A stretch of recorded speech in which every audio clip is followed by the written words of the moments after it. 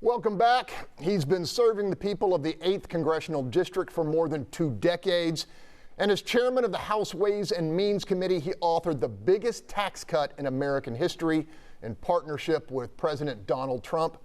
Congressman Kevin Brady, welcome to the hot seat, my friend. Greg, thanks for having me back. Okay, more than a year has passed since passage of the landmark tax reform bill. Is it achieving what you wanted it to achieve? It is, Greg, but I always caution it's early. You know, the signs are very encouraging, but you always measure these things over the long term, which I think, by the way, it was designed best for long-term growth. But yeah, the numbers, obviously, the economy is growing 50% faster than the experts predicted. Unemployment rate is at a 40 or 50-year low. Manufacturing is back. We used to be losing 2 years ago, losing jobs in manufacturing. Now 450,000 new manufacturing jobs, and companies are bringing back jobs in plants from overseas. But here's what I look at: those among us who struggle the most, like those without high school education, their unemployment's at the best in history. Poverty for Latinos and African Americans, the best in history. And not only are blue-collar workers getting pay raises, but those with the lowest income are seeing their wages go the fastest. Those are the areas that encourage me perhaps the most. Hey, how do you respond to critics who contend that the reform package was too generous to corporations and the wealthiest Americans? Yeah, it's simply not true. $3 out of $4 of tax cuts went to families and small businesses along Main Street. And the corporate tax cut almost paid for itself because we raised revenues on those same corporations. What we did do was redesign the code so that our American businesses could compete and win anywhere in the world, including here at home. And now, for the first time, they can bring those dollars back to be invested in the U.S. The old tax code said keep it overseas. The new one says bring it back. So they brought back, gosh, almost, I think, $1 billion, or $1 trillion, excuse me, coming back to the U.S. So, no, and to the wealthy, obviously, this was designed for the middle class. And though the wealthy will tell you it wasn't so good for them. Hey, look, let's switch gears and talk about the border. The president has declared a state of emergency. He is building a wall. He has the money.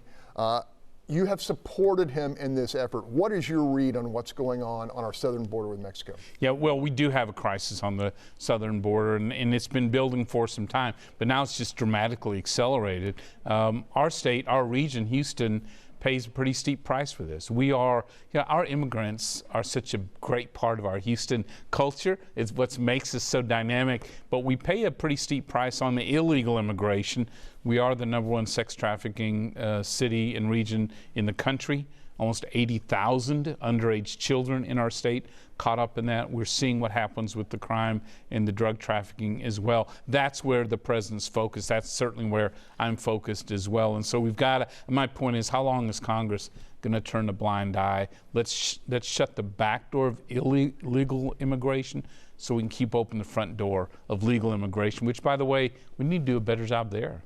Hey, look, this week the president heeded the counsel of Senator John Cornyn and backed off his threat to completely shut down our border with Mexico. Now, given the economic the stakes here for Texas, are you supportive of the president's move to pull back? No, I will tell you, as President Johnson, President Nixon, and President Reagan all found, when they shut down that southern border, there was immediate dramatic consequences. That's why they all reopened them fairly soon after that. I know the president is very frustrated about that. I do think there is another risk here we run as well. The president has a new trade agreement with Mexico and Canada, so vital to Houston and Texas. That's building bridges to Mexico as well that benefit both of us. So right now we've launched the effort in the House to find the support for that new agreement. We're hopeful Texas Democrats will join us in building those new bridges to Mexico as well. Congressman, quickly back to Washington. Your successor on the House Ways and Means Committee is seeking to force the president to hand over his tax returns. Do you see that as a reasonable move, or do you see it as a political abuse of power? Yeah, it is an abuse of the committee's power and really violates the law. Our law says you and everyone else is protected. Their personal information, their tax returns are protected from Congress rummaging around in them, seizing them, making them public for purely political reasons. That's what the Democrats are doing. Here's my point. People can agree or disagree on whether the president should voluntarily make public his tax returns. That's a tradition.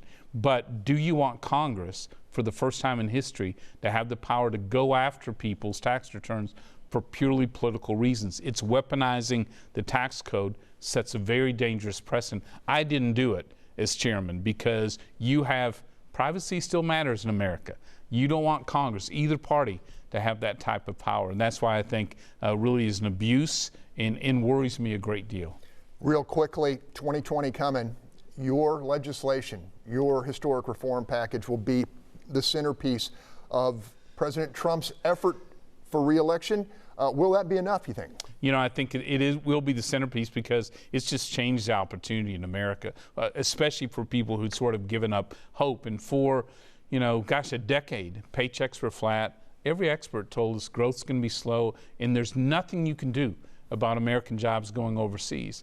All that has changed. I think we can do even more along those lines. In fact, we are working with Democrats in the House on retirement reforms, IRS reforms, lowering drug prices. And so, I do think the president ought to make that the centerpiece, but also ought to be rebuilding the military, making our country secure. And the changes he's made for this opioid crisis, really remarkable.